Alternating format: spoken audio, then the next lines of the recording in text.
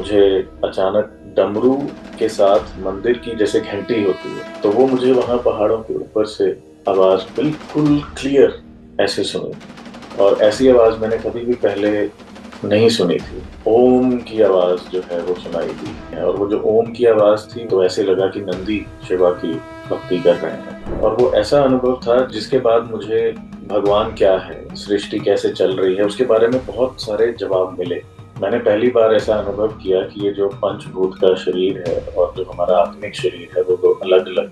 तो मैं अपने इस पंचभूत शरीर से अपने आत्मिक शरीर को ऐसे देख पा रहा था। अपनी आत्मा जो एक वो भी एक शरीर है, एनर्जी बॉडी है। तो मेरी जो एनर्जी बॉडी है वो ओम का उच्चारण कर रही थी। मैं अभी हूँ और मैं बोल रहा हूँ कि पहुंच गया मैं महादेव के चरणों में, और अचानक से गिर गया वहाँ। और ये जो मैं गिरा वो ऐसे था कि जैसे मुझे किसी एनर्जी ने पुश किया हो। ऐसे मेरी बॉडी को एक अनुभव हुआ कि मुझे मुड़ना है और साष्टांग प्रणाम करना है लेट के। और जब मैंने वो साष्टांग प्रणाम किया, उस समय जहाँ पर मेरे हाथ थे वहाँ पर मैंने आदिनाथ या भोलेनाथ आदि गुरु उनके चरणों को महसूस किया। मेरे माता पिता ने मुझे मेरे दादाजी का एक ब्रेसलेट गिफ्ट किया। डोर से बाहर निकला और वो ब्रेसलेट टूट गया। वो टूटा, मैंने उसे उठाया और मुझे ऐसे अनुभव हुआ कि जैसे मेरे दादाजी की विश थी जो पूरी हुई और कुछ रिलीज हुआ। व्यूअर्स के लिए एक ऐसी चीज का मैं दर्शन कराऊंगा तो वो अपने आप को बहुत भाग्यशाली मानेंगे। नमस्ते दोस्तों, स्वागत है आप सबका एक और नए पॉडकास्ट में। आज हमारे साथ कनाडा से जुड़ रहे हैं नितिन जी। नितिन जी के साथ जो खास बात ये रही कि इन्होंने जीवन में 2 बार कैलाश यात्रा की। वो यात्रा जिसे करने के लिए हमें कई बार सोचना पड़ता है। नितिन जी ने ये संकल्प लिया है कि इस यात्रा को वो हर साल कंटिन्यू करेंगे, क्योंकि कैलाश यात्रा से उनके जीवन में बहुत 360 डिग्री का एक परिवर्तन आया, एक चेंज आया। इतना ही नहीं, इन्होंने कैलाश, जिसे कहते हैं कि स्वयं परमात्मा का वास जहाँ होता है, उन्होंने उसके दर्शन करने के साथ साथ उसके चरणों को भी स्पर्श किया। नितिन जी के जीवन में ऐसे अद्भुत अनुभव हुए जिन्होंने ये विश्वास दिलाने के लिए उन्हें और हम सबको मजबूर किया कि अगर हम परमात्मा से सच्चे दिल से जुड़ते हैं तो परमात्मा अपना प्यार और साथ हर वक्त हमारे साथ बनाए रखते हैं। तो चलिए बिना देर किए नितिन जी का अनुभव सुनते हैं। नितिन जी, आपका बहुत बहुत स्वागत है हमारे चैनल पर। हर हर महादेव, ओम नमः हर हर शिवाय। महादेव। ओम नमः शिवाय। जिससे हमारी पहले बातचीत हुई थी, आपने बताया था कि जो कैलाश यात्रा है उसने आपके जीवन को बहुत बहुत इम्पैक्ट डाला। तो वो जी पूरी डिटेल में हम उस यात्रा को सुनना चाहेंगे। आपके जो एक्सपीरियंसेस आपने वहां महसूस किए उसे भी प्लीज हमें सारे डिटेल में बताइए। जी जरूर। सबसे पहले शुरू करने से पहले मैं एक मंत्र जो है उसका उच्चारण करना चाहूंगा। सबसे पहले जो हमारे गुरु हैं, मैं नाथ संप्रदाय से इनिशिएटेड हूँ। तो नाथ संप्रदाय जो है वो भोलेनाथ से ही चला आ रहा है, भोलेनाथ हमारे महादेव से। तो सबसे पहले उनका एक मंत्र है, ओम ह्रीं श्री गुरुभ्यो नमः। ये उनको हम चैंट कर रहे हैं, उनकी ब्लेसिंग्स हम चाहते हैं कि जो मेरे एक्सपीरियंसेस हैं वो आपके व्यूअर्स तक पहुंचे, और उससे अगर किसी को भी कोई रोशनी उनके जीवन में मिले तो वो महादेव के थ्रू हो रही है। महादेव के बारे में एक मंत्र है जो मैं गाना चाहूंगा, जिससे हमें शक्ति मिलेगी इस पॉडकास्ट के दौरान। नमस्ते अस्तु भगवन् विश्वेश्वराय महादेवाय त्रयंबकाय त्रिपुरांतकाय त्रिकाग्निकालाय कालाग्निरुद्राय नीलकंठाय मृत्युंजयाय सर्वेश्वराय सदाशिवाय श्रीमन्महादेवाय नमः। अब हम शुरुआत कर सकते हैं। मैं पहले थोड़ा सा व्यूवर्स को ये बताना चाहूंगा कि ये जानकारी मेरी तरफ से जो आ रही है, मैं एक आम इंसान हूँ। मेरा कोई बैकग्राउंड योगी वाला या संत वाला नहीं है। मेरा भी यहाँ परिवार है कनाडा में। पिछले 2007 से मैं यहाँ पर हूँ और अपना काम करता हूँ। जैसे नॉर्मल लोग अपनी जिंदगी जीते हैं वैसे जीता हूँ। पर मेरा एक शुरू से इंक्वायरी था कि मैं परमात्मा को जानना चाहता था, गॉड को समझना चाहता था। सभी लोग मंदिर मस्जिद गुरुद्वारा जाते थे, पर मैं 40 साल की अपनी उम्र तक, 2020 तक, कभी भी किसी भी रिलीजियस प्लेस पे नहीं जाता था, क्योंकि आई वॉन्टेड टू नो, मैं ये जानना चाहता था कि सत्य है क्या। किसी के कहने से नहीं, खुद उसका अनुभव करके फिर मैं जानना चाहता था। तो जो मेरे अनुभव मुझे हुए हैं वो सीधा कैलाश जाके ही हुए हैं, और कैलाश से पहले मैं किसी भी और ज्योतिर्लिंग या किसी भी और मंदिर या कहीं पर भी नहीं गया था। मैं सीधा ही महादेव के चरणों में कैलाश गया था, जो आप पीछे देख सकते हैं। तो ये कैसे शुरुआत हुई, जैसे मैंने बताया कि मेरी बस इंक्वायरी थी, और उस इंक्वायरी के दौरान कुछ किताबें मैंने पढ़ना शुरू किया, कुछ जानकारी लेनी शुरू की। और 2020 में जब कोविड हुआ तो बहुत मौका मिला कि अपने इंटरेस्ट को मैं और ज्यादा एक्सप्लोर कर पाऊँ by watching videos and reading books. तो मेरे सामने कैलाश की एक वीडियो आई, जो एक रशियन ग्रुप ने कैलाश की परिक्रमा की थी आज से कुछ 15 साल पहले। और वो मैंने सर्च भी नहीं की थी, वो वीडियो मेरे सामने एक डॉक्यूमेंट्री आई, मैंने उसको देखा। देखते ही मैंने मेरी वाइफ को कहा कि मुझे यहाँ जाना है। मुझे एक ऐसी कॉलिंग महसूस हुई कि जैसे Kailash is my home, that I belong to this place. And वो कॉलिंग इतनी ज्यादा स्ट्रांग थी कि विद इन 24 आवर्स मैंने ये फाइंड आउट कर लिया कि वहाँ कैसे जा सकता हूँ। ट्रैवल एजेंट जो हैं वो काठमांडू से हैं, उनसे मेरी बात हो गई, और विद इन 48 आवर्स मैंने बुक कर लिया। क्योंकि 2020 में तो कोविड के कारण बंद था, तो उन्होंने बोला कि 2021 में आप बुक कर सकते हैं। तो मैं ये बताना चाहता हूँ यहाँ पे कि कैनेडियन सिटीजन होने के कारण ये मैंने यात्रा 2 बार की है। अभी इंडियन सिटीजन्स के लिए ये ओपन नहीं है पिछले कुछ सालों से, पर अगर आपके पास आउटसाइड इंडिया का पासपोर्ट है तो आप वहाँ जा सकते हैं वाया नेपाल। नेपाल के थ्रू ही उसका मोस्ट पॉपुलर राउट है। तो गुरु का आशीर्वाद था और महादेव की ब्लेसिंग्स, और फाइनली 2023 वो समय आया, लास्ट ईयर। 65 लोगों का ग्रुप था, 65 लोगों का, और उसमें US, Canada, UK, Dubai, Australia, सब जगह से लोग थे। हम जब पहुंचे तो वो फुल मून नाइट थी। वहां पे गुरु पूर्णिमा का दिन था एक्चुअली, लास्ट ईयर। तो वो बहुत ऑस्पिशियस था। हमने उस ट्रिप को, हमारे जो टूर ऑपरेटर थे उन्होंने प्लान इसी तरह किया था कि हम गुरु पूर्णिमा वाली रात को मानसरोवर पर रुकेंगे। जो एनर्जी है वहां पे, जो वहां का पीस है, वैसा पीस कहीं पर भी मैंने आज तक महसूस नहीं किया था। वो बहुत ही डिवाइन पीस आप जिसे कह सकते हैं, शांति थी वहां पे। कैलाश पर्वत जो है, ये वहां पर एक पर्वत जैसा नहीं दिखता है। ये बहुत क्लियरली आपको थाउजेंड्स ऑफ स्क्वायर किलोमीटर में, जहाँ माउंटेन्स ही माउंटेन्स हैं, सिर्फ एक अकेला कैलाश है जो बिल्कुल अलग दिखता है। कुछ डिवाइन फील होगा आपको दूर से ही देख के, इतना अद्भुत है वो। इसीलिए कैलाश को एक्चुअली क्राउन चक्र ऑफ प्लेनेट अर्थ कहा जाता है। प्लेनेट अर्थ पूरी तरह से जागृत है, उसकी जो कुंडलिनी है वो अवेकंड है, तभी प्लेनेट अर्थ पर इतनी दुनिया जो है, इतनी वैरायटी में अलाइव है और जी पा रही है। जो कैलाश है वो उसका क्राउन चक्र है, सेवंथ चक्र है, जो पूरी तरह से ओपन है। इसीलिए बुद्धिस्ट जो लोग हैं वो एक मंत्र का जाप करते हैं, ओम मणि पद्मे हम। इसका सिंपल मतलब यही है कि ओम ही वो डायमंड है, वो ज्वेल है जो लोटस के ऊपर है, ओम मणि पद्मे हम। कैलाश एक शिवलिंग भी है, नेचुरल शिवलिंग है हमारे प्लेनेट अर्थ का।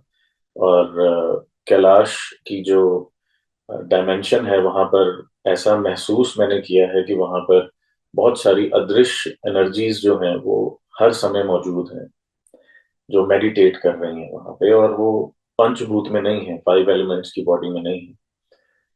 तो ये थोड़ा सा व्यूवर्स को मैं बताना इसलिए जा रहा था क्योंकि अ, कैलाश जैसी जगह दुनिया में और कोई नहीं है। तो जब मेरी यात्रा पिछले साल जब यमद्वार से शुरू हुई तो मैं वहां पे, मुझे याद है कि जब वॉक कर रहा था तो वो नज़ारे जो मैंने वीडियोस में या फोटोज में देखे थे, जब मैं उनको लाइव देख रहा था तो वो देखने में ही बहुत अद्भुत लग रहा था, और ऐसा लग रहा था कि ये बहुत ही डिफरेंट प्लेस है। और वो एनर्जी को महसूस कर पा रहा था, और उसको महसूस करते करते, महादेव को याद करते करते वॉक करता जा रहा था, जब मुझे पहला अद्भुत एक्सपीरियंस हुआ जो मैं अब बताने जा रहा हूँ।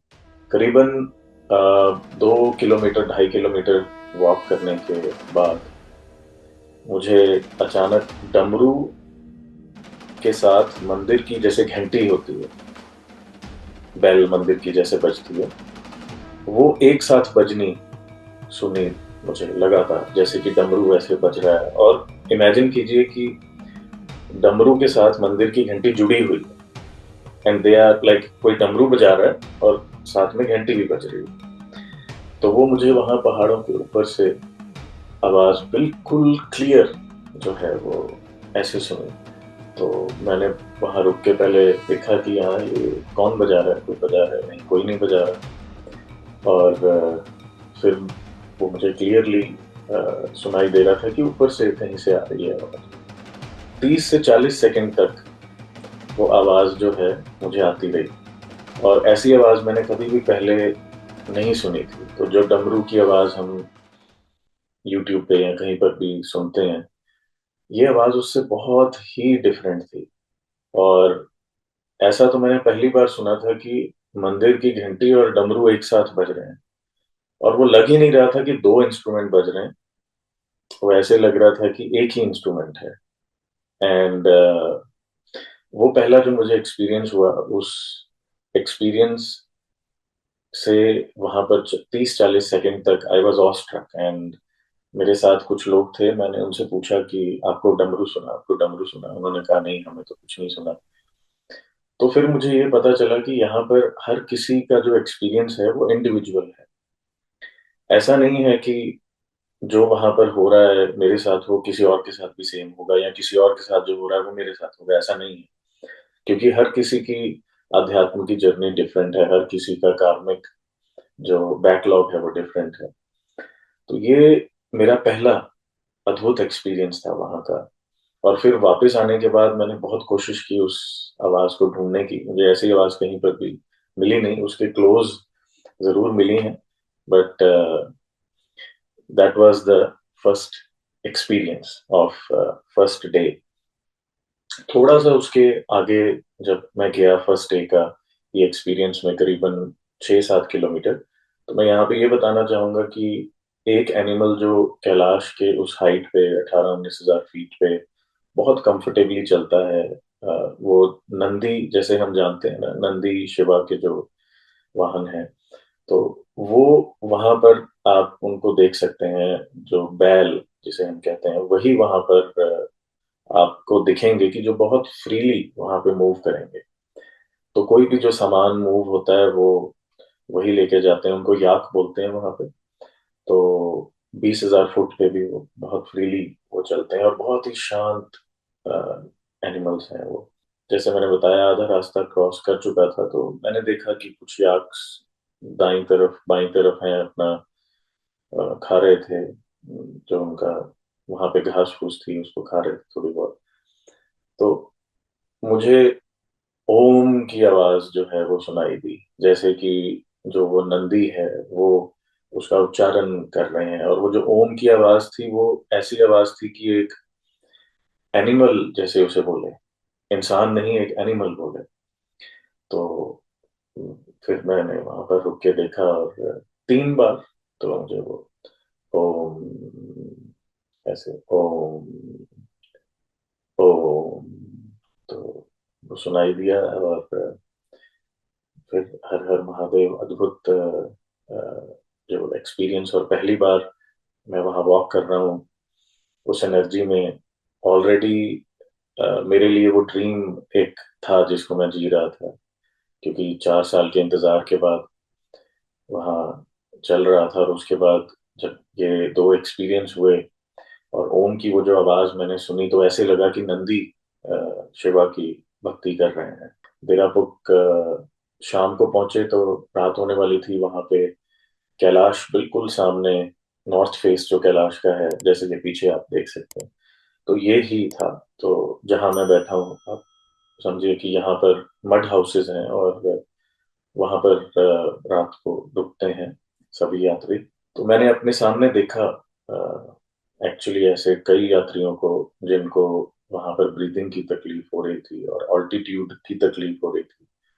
ऑल्टीट्यूड सिकनेस ऐसी होती है कि आप उठ भी नहीं सकते हैं, फिर आपको एक्चुअली यू नो हेल्प चाहिए कंप्लीटली, और ब्रीदिंग में आपको वो ऑक्सीजन का सिलेंडर लेके फिर आपको नीचे लेके जाना पड़ता है। और अगला दिन जो था, सुबह उठ के, वो हमारा सबसे ज्यादा इम्पोर्टेंट दिन था जुलाई के महीने में। और वो इसलिए इम्पोर्टेंट था क्योंकि उस दिन हमें कैलाश को टच करने जाना था। आप पीछे देख सकते हैं कि एक कैलाश की परिक्रमा ऐसे राउंड होती है 50 किलोमीटर की, बट दिरापुक से आपके नॉर्थ फेस की तरफ वॉक कर सकते हैं ऊपर।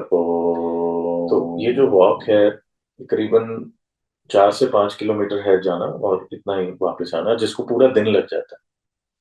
और उसका रीजन क्या है कि ये रास्ता तो कोई है ही नहीं, खैर, बट बीच में पानी भी आ रहा है कैलाश से, जैसे गंगा जी और 4 नदियां वहां से निकलती हैं चारों दिशाओं से। तो आप पानी भी देख रहे हैं, पानी भी आ रहा है, जल आ रहा है पवित्र, और उसके साथ साथ आप ग्लेशियर्स के ऊपर वॉक कर रहे हैं।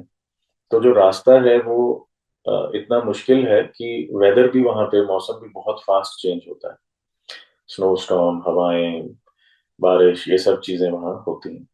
और वहां पे जाने के बाद वहां से कोई रेस्क्यू आसान नहीं है, इसलिए बहुत कम लोग एक्चुअली इसको चरण स्पर्श की तरफ एक्चुअली जाते हैं, और बहुत ही कम टूर ऑपरेटर्स हैं जो ये ऑफर करते हैं। वही हमारा सबसे बड़ा गोल था कि हमें कैलाश को छूना है, जाके महादेव के चरणों को छूना है। तो ये मैं इसलिए बता रहा हूँ कि चरण स्पर्श करना पॉसिबल नहीं है बिना महादेव की और वहां की एनर्जीज की ब्लेसिंग्स के। ये बिल्कुल भी आप कहिए कि पॉसिबल नहीं है। वहां की एनर्जीज ऐसी हैं कि मौसम ऐसे खराब हो जाएगा एकदम कि आप जा ही नहीं सकते।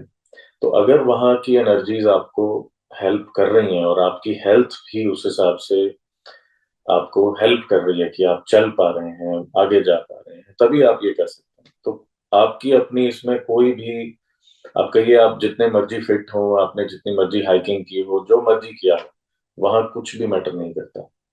तो ये दिन जो है, ये दिन अभी तक का मेरे जीवन का सबसे ज्यादा आप कहिए कि इम्पोर्टेंट दिन था अध्यात्म के हिसाब से।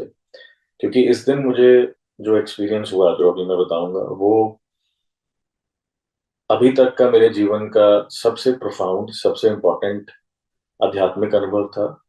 और वो ऐसा अनुभव था जिसका जिसके बाद मुझे भगवान क्या है, या गॉड क्या है, या यू नो ये सृष्टि कैसे चल रही है, उसके बारे में बहुत सारे जवाब मिले। चरण स्पर्श की तरफ वॉक करना शुरू किया, और जैसे ही हम ऊपर जाते जाते हैं तो ऑक्सीजन भी कम होती जाती है और हाइट भी बढ़ती है। तो थोड़ा आगे जाने के बाद गंगा जी का जो जल है, जो हमारे लिए गंगा माँ है, इतनी पवित्र जल है, वो कैलाश से एक्चुअली शिवा के जटाओं से निकलता है। तो कैलाश से आप उसे देख सकते हैं। तो मैं जब वॉक कर रहा था तो वो राइट साइड पे जल आ रहा था, और मुझे ऐसा महसूस हुआ कि मुझे इस जल को जाके पहले पीना चाहिए। तो वो सीधे ग्लेशियर का ठंडा जल सीधा आ रहा है। तो मुझे अभी भी याद है कि मैं गया और मैंने उस जल को पिया। जैसे ही मैंने उस जल को पिया, तो मैं आपको ये बताता हूँ कि इतना मीठा जल, और इतना उसमें एक एनर्जी थी जो मैंने आज तक कभी महसूस नहीं की। वो मैंने एक बार पिया तो उसको आप वीडियो में भी देखेंगे तो बार बार मैंने उसे पिया, क्योंकि वो इतना अद्भुत था। और फिर मेरी जो बॉटल्स थी जिसमें मैंने वो मिनरल वाटर कैरी किया हुआ था, वो सब गिराया वहां पे, और उसमें वही जल भरा। और वही जल जो है वो मैं भर के मैंने पूरा जर्नी की।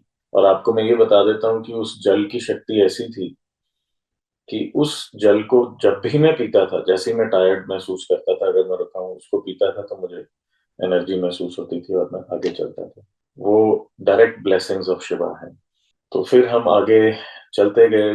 तो जब इस चरण स्पर्श पे आप जाते हैं तो क्या होता है कि आप अकेले ही हैं, बिकॉज बहुत थोड़े लोग ही रह जाते हैं जो आगे जा पाते हैं, क्योंकि आपको टेस्ट किया जाता है। टेस्ट कैसे किया जाता है कि आ, रास्ता इतना खराब है, रास्ता मतलब इतना मुश्किल है कि किसी को कोई मुश्किल आएगी तो वो क्या मेंटली इतना स्ट्रांग है कि आगे जाएगा, या वेदर की प्रॉब्लम। अब जैसे स्नो स्टॉर्म आ रहा था तो मुझे याद है मैंने रेन कोट पहना, जो कुछ भी हो रहा था, बारिश स्नो स्टॉर्म चलता जा रहा था, तो चल पी के आगे मैं पहुंचा। कैलाश के 3 किलोमीटर 3 किलोमीटर के करीब मैंने पूरे किए, तो मुझे वहां पर कुछ तिब्बतियन लोग दिखे। तो तिब्बतियन लोगों के लिए भी एक्चुअली कैलाश जो है वो बहुत ज्यादा अध्यात्म के अकॉर्डिंग बहुत ज्यादा इम्पोर्टेंट है। तो वो भी इसकी परिक्रमा करते हैं रेगुलरली। तो वहां पे 3 4 लोग थे तिब्बतियन, और वो ये देख रहे थे कि बहुत थोड़े लोग ही हैं जो इतना क्रॉस करके आगे आ चुके हैं। तो उनमें से एक पर्सन ने मुझे देखा, और मुझे देख के उसने कहा कि क्योंकि वो लैंग्वेज तो नहीं समझते हैं, इंग्लिश या हिंदी, तो इशारे में वो मुझे कह रहा था कि आगे, क्योंकि आगे ग्लेशियर है कम्प्लीटली और उसके नीचे आइस कितनी है नोबडी नोज। आप पैर रखते हैं तो पैर नीचे ही जाता है, तो you have to get up and make your path and then go accordingly. And तो मुझे वो देख के बोला कि आगे, ऐसे इशारा करके, और ऐसे कर रहा था कि आगे जाओगे तो गए। तो ये मैं इसलिए बता रहा हूँ कि वहां पर हर तरह से आपका जो है इम्तिहान होता है, आपको ये टेस्ट किया जाता है मेंटली फिजिकली कि आप उस चीज को पाने के लिए तैयार हैं या नहीं। पर मेरा जो डेडिकेशन था वो मैं आपको बता सकता हूँ, वो ऐसा था कि आई एम 44 ईयर्स ओल्ड। 44 साल में मुझे नहीं लगता कि मैंने किसी भी और चीज को पाने के लिए ऐसी एनर्जी अपनी रखी हो कि जहां पर सिर्फ बस मुझे कैलाश को छूना था। कुछ भी हो जाए, मैं हर चीज के लिए तैयार था, मुझे कैलाश को छूना था बस। और जब उसने मुझे ऐसे इशारा किया तो मैंने हाथ जोड़ के हर हर महादेव, और तो मैं आगे निकला। तो अब ये लास्ट जो आप कहिए कि पड़ाव है कैलाश को छूने से पहले का, वो एक ग्लेशियर है, पूरा वाइट ग्लेशियर है। जैसे आप यहाँ पे अगर पीछे से थोड़ा सा देखें तो ये जो आइस नीचे दिख रही है सारी, और वो ग्लेशियर एक वैली की तरह है ऐसे।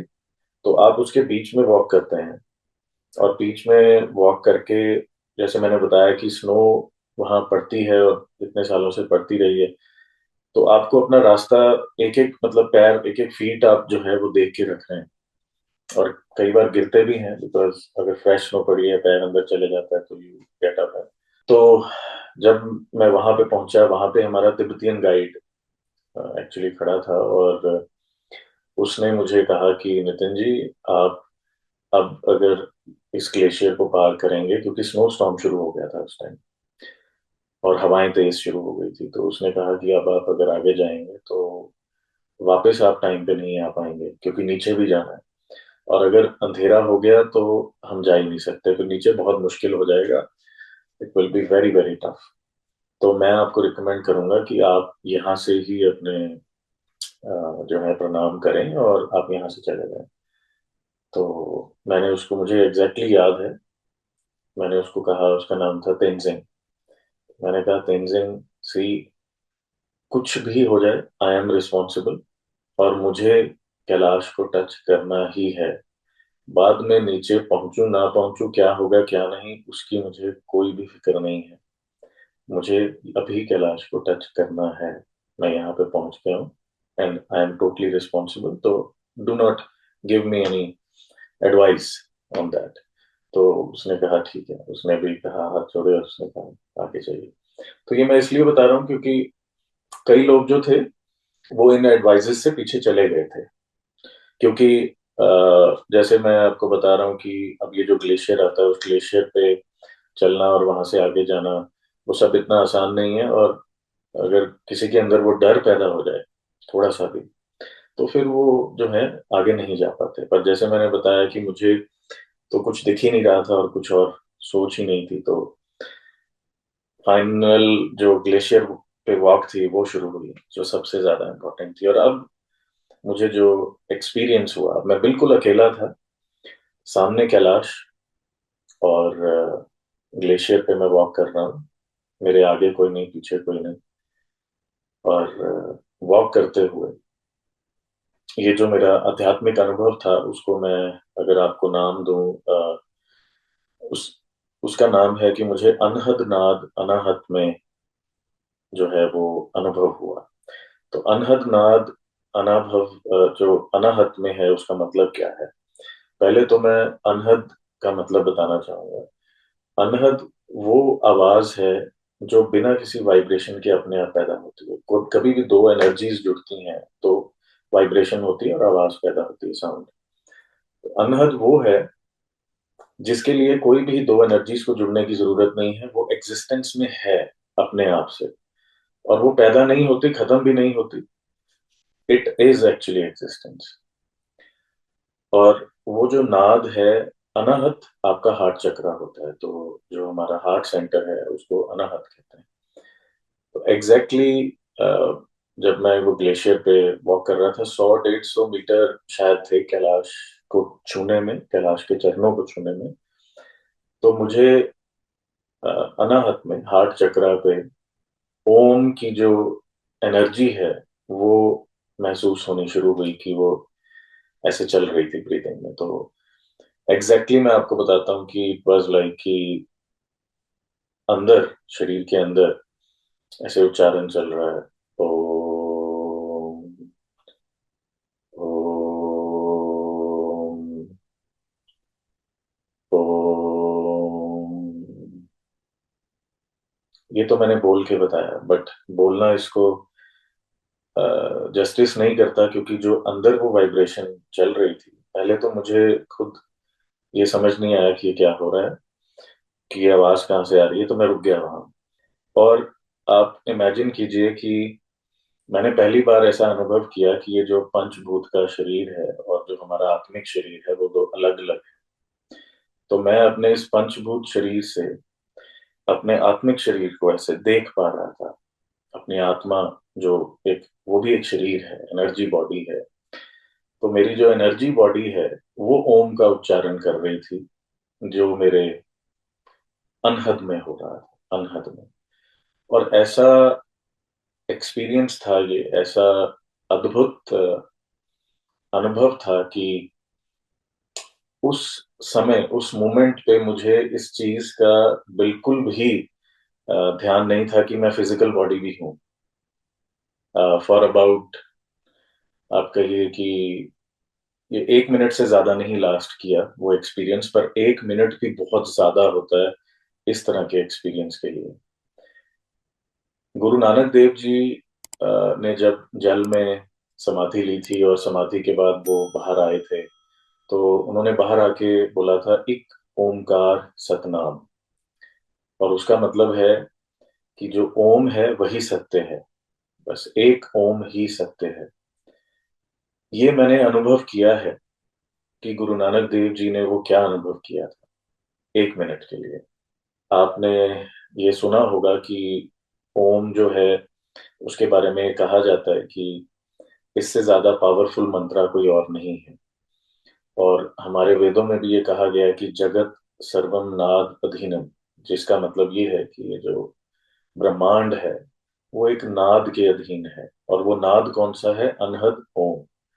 तो मेरा जो अनुभव है परमात्मा का, गॉड का, अगर मुझसे कोई पूछता है कि कैलाश के 100 मीटर सामने खड़ा होके जो मेरा अनुभव हुआ, तो मेरे लिए परमात्मा, गॉड कौन है, तो मैं कहता हूँ कि वो एक ऐसी एनर्जी है, वो गॉडलीनेस है, वो एक आर्ट ऑफ क्रिएटिविटी है, जिसकी अनुभूति आपको नाद से हो सकती है, जो अनहद है, जो हर टाइम चल रहा है, हर किसी के अंदर चल रहा है। कोई भी ऐसा इंसान नहीं है, कोई भी ऐसा एनिमल नहीं है, कोई भी ऐसा प्लांट या कोई भी ऐसा पेड़, कोई भी ऐसा नहीं है जिसके अंदर वो नाद मौजूद नहीं है। हम उसको सुन नहीं पाते, क्योंकि हम अ, उस लेवल तक हमारी जो एनर्जी की वाइब्रेशन है, उसकी फ्रिक्वेंसी नहीं पहुंचती। पर जब वो पहुंच जाती है तो आप उस नाद के साथ जुड़ जाते हैं, और फिर आप इस फिजिकल बॉडी से परे चले जाते हैं, आप एग्जिस्टेंस के साथ जुड़ जाते हैं।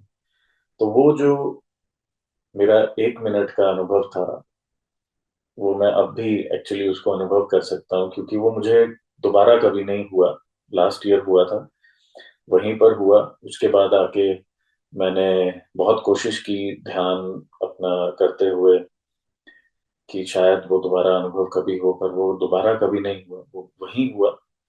और वैसा अनुभव शायद मुझे ऐसा लगता है कि बिना महादेव की कृपा के हो भी नहीं सकता, क्योंकि उनकी ब्लेसिंग्स और ग्रेस जो है, वो वहाँ की एनर्जीज जो थी वो मुझे वो अनुभव करवाना चाहती थी, क्योंकि शायद उनको वो मेरे अंदर एक डेडिकेशन और सिंसेरिटी महसूस हुई, और मुझे ये अनुभव हुआ। अब जैसे ये अनुभव हुआ तो उसके बाद आप ये इमेजिन कीजिए कि मुझे वहां पर कम से कम 10 मिनट लग गए उस जगह पे, वहां से आगे बढ़ने के लिए, क्योंकि मुझे अपनी फिजिकल बॉडी में वापस रिकलेक्ट करना था अपने आप को। और ये मेरे लिए एक ऐसा अनुभव था जिसके बारे में मुझे कोई जानकारी पहले नहीं थी कि ऐसा अनहद नाद भी होता है अनाहत में। वो तो बाद में आके जब मैंने इसके बारे में सर्च करना शुरू किया तो फिर मुझे इसके बारे में पता चला कि ये हुआ क्या था। इवन हमारे जो गुरु हैं उनके थ्रू भी मुझे ये चीज के बारे में कंफर्मेशन मिली।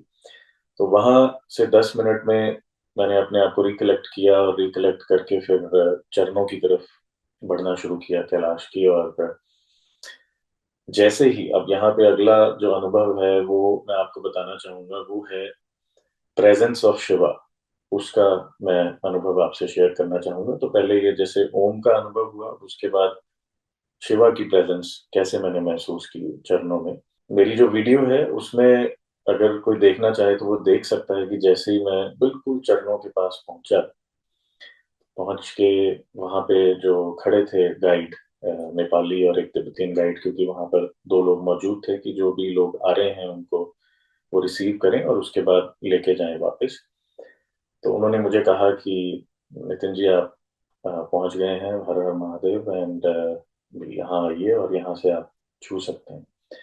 तो मैं बिल्कुल चरणों के जैसे अभी यहाँ बैठा हूँ ऐसे ही वहां पहुंच के मैं खड़ा हुआ। और खड़ा मैं अभी हूँ और मैं बोल रहा हूँ कि पहुंच गया मैं महादेव के चरणों में, और अचानक से गिर गया वहां बैक पे। और ये जो मैं गिरा, वो ऐसे था कि जैसे मुझे किसी एनर्जी ने पुश किया हो। कोई नीचे ऐसा नहीं था कि कोई नीचे कोई फिसलने वाला कुछ था, ऐसा नहीं था। स्नो थी तो। और मैं पूरे रास्ते में कहीं नहीं गिरा, 50 किलोमीटर 60 किलोमीटर पैदल चला, कहीं नहीं गिरा। चरणों पे जाके वो ऐसे गिरा।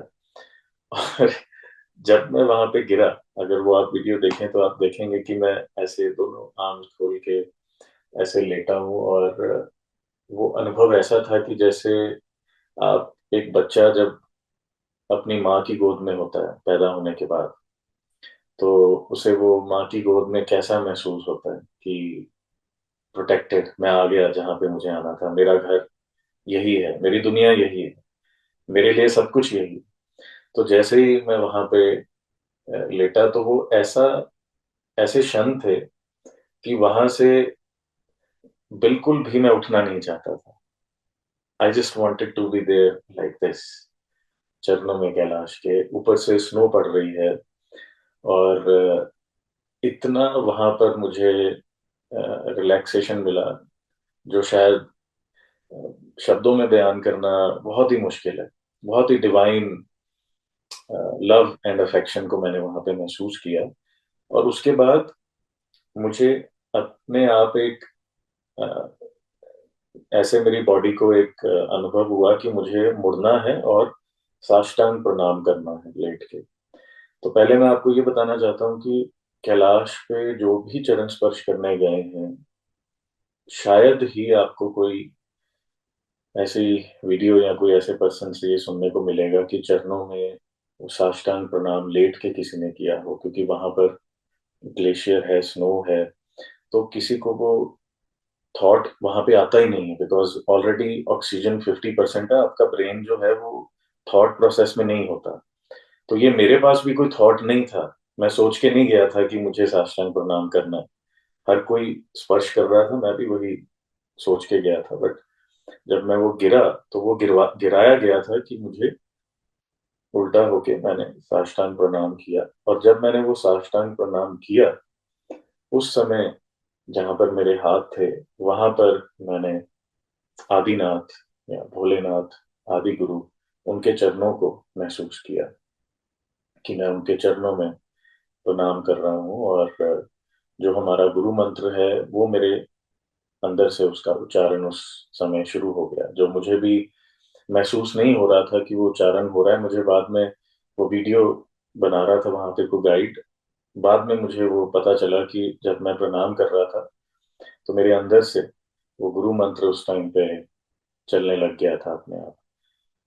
वहां पर जो मुझे अनुभव हुआ चरणों में, जैसे मैं उनके लेटा आंख बंद करके, तो थर्ड आई पे यहाँ पे एक वाइट डॉट जो होता है, सफेद डॉट, वो ऐसे घूमता हुआ महसूस हुआ 10 सेकंड के लिए।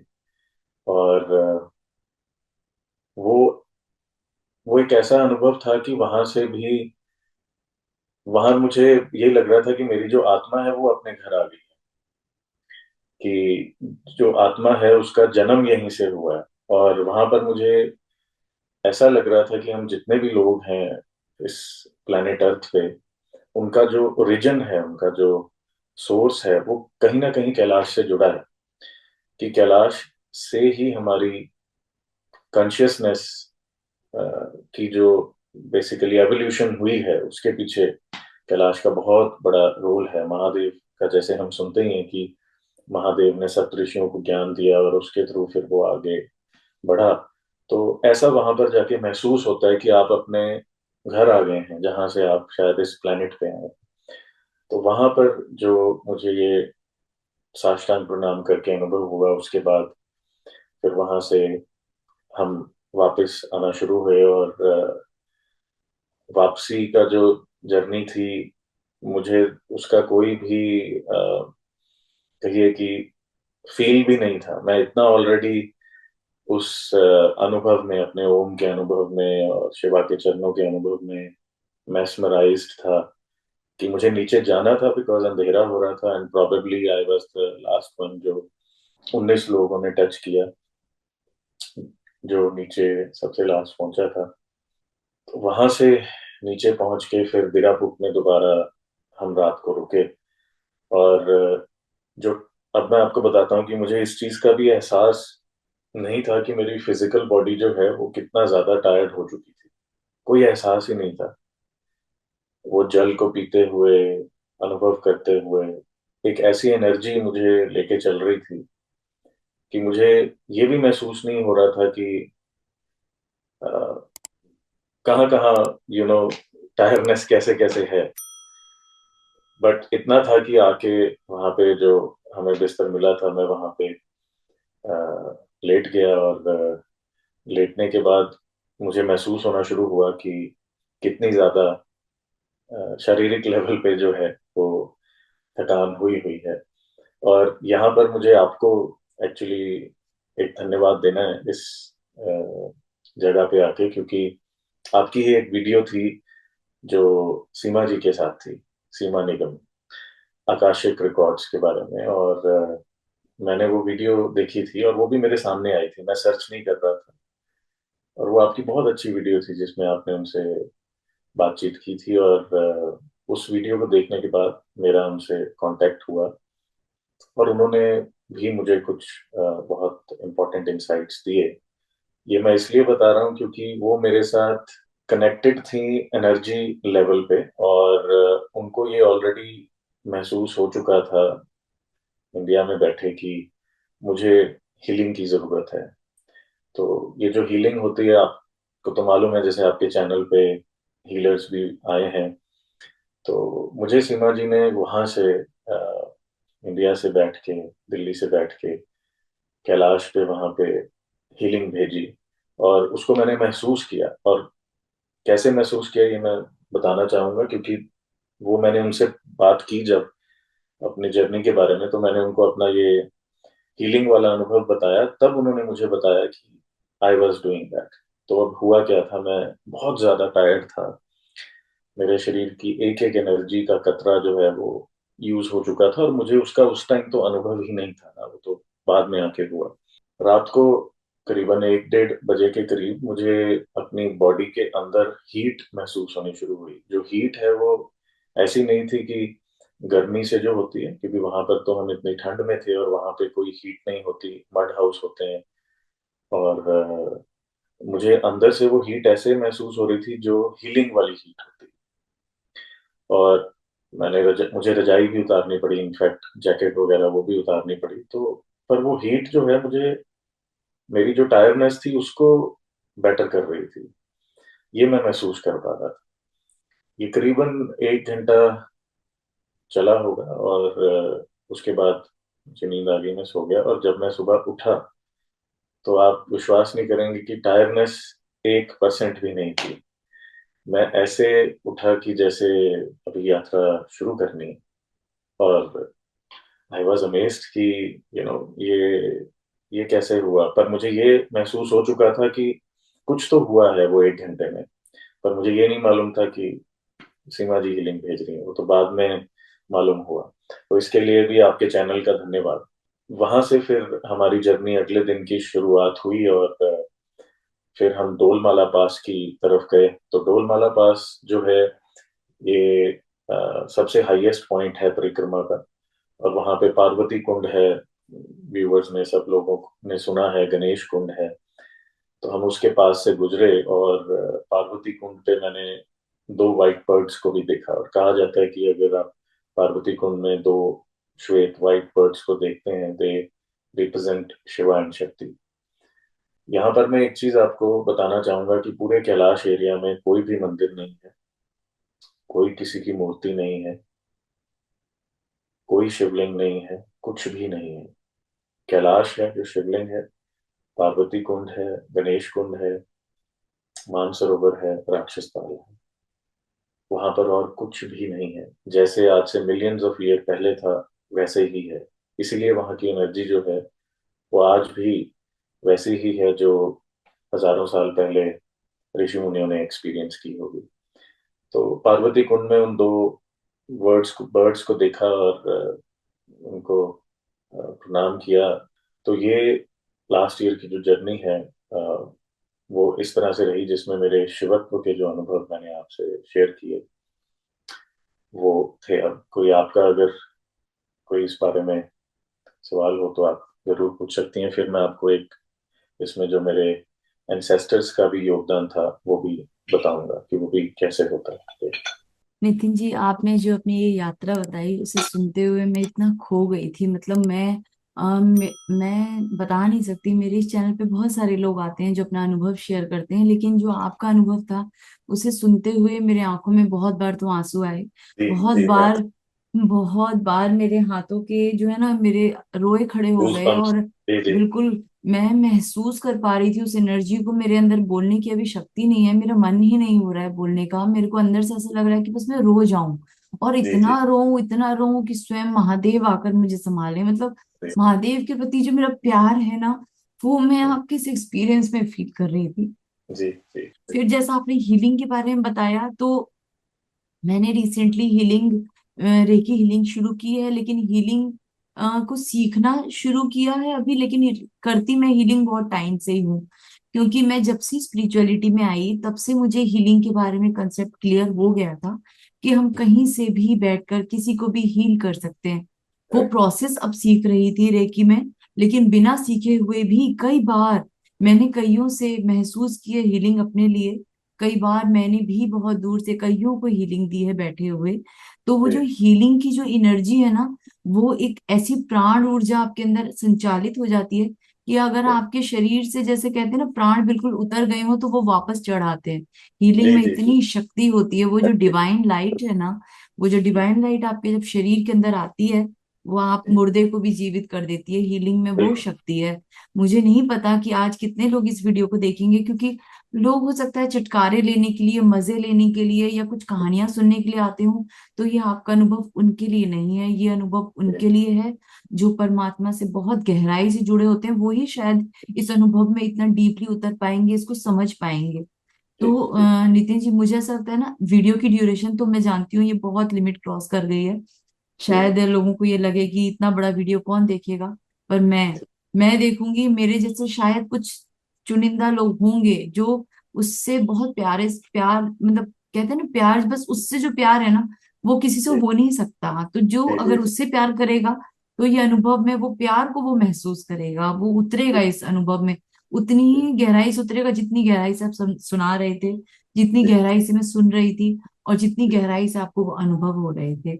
तो नितिन जी, मैं आपसे वो एंसेस्टर वाला भी अनुभव जरूर सुनना चाहूंगी, क्योंकि हमारे पूर्वजों की जो ब्लेसिंग्स होती हैं वो हमारे लिए जी बहुत एक जीवन दायिनी होती हैं। तो जरूर आप जी। बताइए, वो भी अनुभव मैं जरूर सुनना चाहूंगी आपसे। क्विकली मैं आपको वो बताऊंगा और उसके बाद व्यूअर्स के लिए एक ऐसी चीज का मैं दर्शन कराऊंगा जो अब तक वीडियो को देख रहे होंगे तो वो अपने आप को बहुत भाग्यशाली मानेंगे। ऐसी मैं आपको एक ब्लेसिंग के दर्शन कराऊंगा। और लास्ट में व्यूअर्स के लिए जो मेरा 2023 का पिछले साल का एक्सपीरियंस था उसको अगर नट शेल में मुझे किसी को बताना हो तो वो मैं कंक्लूजन बताऊंगा। तो पहले एंसेस्टर्स, मेरे दादाजी लेट श्री वासुदेव कपूर जी, वो भी एक आध्यात्मिक पुरुष थे, एक स्पिरिचुअल पर्सन थे, ज्योतिष विद्या भी जानते थे और वो भी शिव भक्त थे। और उन्होंने रुद्राक्ष भी मेरे मदर को दिए थे। तो अब ये बहुत एक स्ट्रेंज चीज है कि जिस साल मैंने 2023 में जाना था उसके एग्जैक्टली एक साल पहले 2022 की दिवाली पे मेरे माता पिता ने मुझे मेरे दादाजी का एक ब्रेसलेट गिफ्ट किया जो वो पहनते थे। वो सिल्वर का ब्रेसलेट था और 1950 के पहले का बना हुआ था, नेपाल से, जो उनके कोई मित्र लेके आए थे। अब वो ब्रेसलेट उन्होंने मुझे इसलिए दिया क्योंकि वो ये जानते हैं कि मैं अपने दादाजी के साथ बहुत कनेक्ट करता हूँ और उनकी रिस्पेक्ट करता हूँ, उनकी सोल के साथ भी जुड़ा हूँ। तो उन्होंने उस भाव से मुझे दिया। पर उसका कारण कुछ और था, वो मुझे बाद में पता चला। 2022 की दिवाली में दिया, 2023 में उस ब्रेसलेट को मैंने अपने मेजरमेंट के हिसाब से बिल्कुल ठीक करवाया और मुझे ये अनुभव हुआ कि मुझे ये पहन के जाना है। मुझे किसी ने कहा नहीं था, पेरेंट्स ने मुझे दिया था बस कि ये दादाजी की ब्लेसिंग्स हैं, पर मुझे ये अनुभव हुआ कि मुझे ये ब्रेसलेट पहन के घर से जाना है और ये यात्रा करनी है। कि शायद मेरे दादाजी अपने जीवन में ये यात्रा करना चाहते थे, ऐसा मुझे महसूस हुआ। और यहाँ पर मैं ये बताना चाहता हूँ कि मेरे पिताजी की साइड और माताजी की साइड में जहां तक भी वो बैक जा सकते हैं, किसी ने भी कैलाश की यात्रा नहीं की थी। तो I was the first one जिसको महादेव ने चुना और मेरे एंसेस्ट्री जो है उसने चुना, क्योंकि आप एंसेस्ट्री की ब्लेसिंग्स के बगैर भी ये नहीं कर सकते। तो वो ब्रेसलेट पहन के मैंने कैलगरी कनाडा से ये यात्रा शुरू की और पूरी यात्रा जब मैंने की, इवन कैलाश को छुआ, वो सब यात्रा करते हुए वो ब्रेसलेट मेरे हाथ में था, इसी हाथ में था जहां अभी ये रुद्राक्ष पहने हैं मैंने। अब अद्भुत चीज देखिए कि पूरे रास्ते में, मुश्किल रास्तों में, हर चीज में वो ब्रेसलेट यहाँ था। यात्रा कंप्लीट करके नेपाल पहुंचे।